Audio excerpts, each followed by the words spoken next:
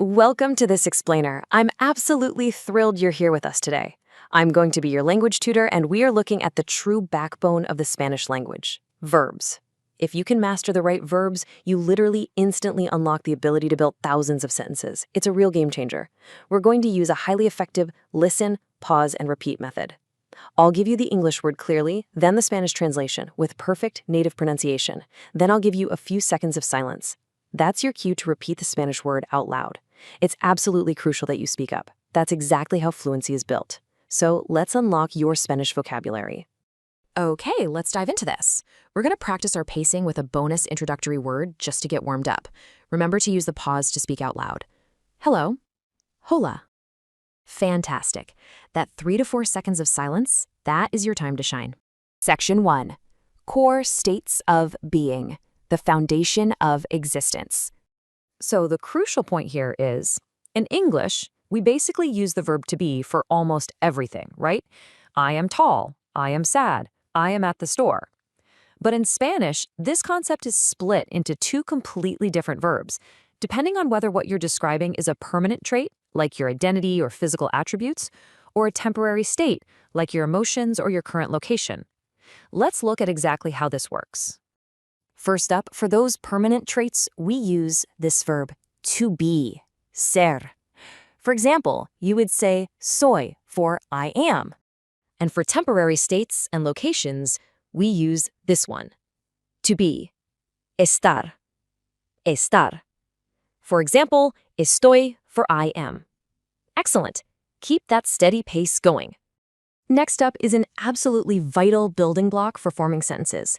It's used for possession, and interestingly, even for expressing age in Spanish. To have, tener. Now this next one is super versatile. A really quick micro-coaching tip. Before we say it, the letter H in Spanish is always completely silent. Just pretend it isn't even there. To do or to make, hacer. Section 2, daily actions and movement. Navigating your day. Let's move to and see how this builds from basic states of being into daily actions and movement. Mastering these next verbs will instantly help you describe your daily routines. This first one is a very short but incredibly powerful verb, to go, ir. Make sure to be nice and clear on the vowels for this next one, to eat, comer. A really quick pronunciation note for you here. In Spanish, the B and V sounds are often pronounced very similarly, almost like a soft B. Let's try it out. To drink, beber. For this next one, try lightly tapping the R at the end of the word right against the roof of your mouth. To sleep, dormir, dormir. Section 3, communication and connection, expressing your thoughts. And this brilliantly illustrates how we transition from basic survival actions, like eating and sleeping, to actually interacting and connecting with others in Spanish. Remember that silent H rule we talked about earlier? Apply it right here to express your thoughts. To speak, or to talk, hablar. This one is absolutely essential for expressing desires. Notice the slightly rolled R sound right in the middle. To want, querer. Querer. Now, this is a truly crucial verb for expressing your personal ability to do something, to be able to. Poder. As a language learner, you're going to use this word a lot.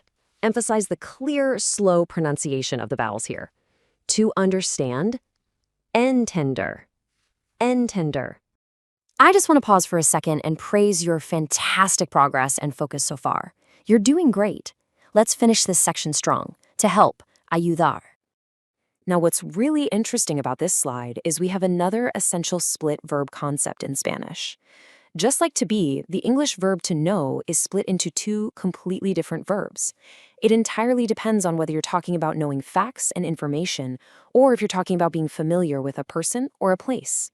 First, when you're talking about knowing facts, information, or knowing how to do something, you use this verb, to know, saber.